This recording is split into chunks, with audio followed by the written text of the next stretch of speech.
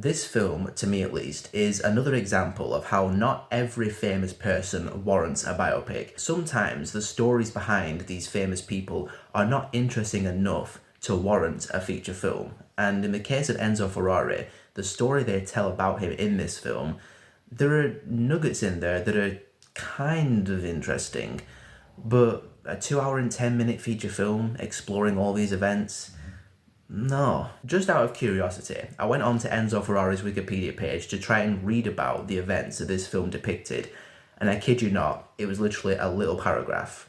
A little paragraph made into a 2 hour and 10 minute film. And yeah, just the events they explore. I don't see what was so interesting about these events that just created that spark. And I think it was based on a book, actually. And yeah, Enzo Ferrari, he had marriage problems, relationship problems, and the problems of the company. There were a time where Ferrari looked like it was going to go bankrupt. Big whoop. The filmmaking didn't do it a lot of favours either. I found a lot of the choices kind of mundane. There was just nothing really special about the way this film was really put together. And the pacing was also quite pedestrian for the most part. It was a bit of a slog to get through at times. The racing scenes are watchable but not very exciting or intense.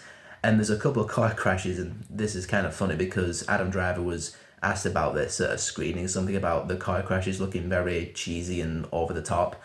They kind of were, to be honest, when they're flying through the air all CGI-like.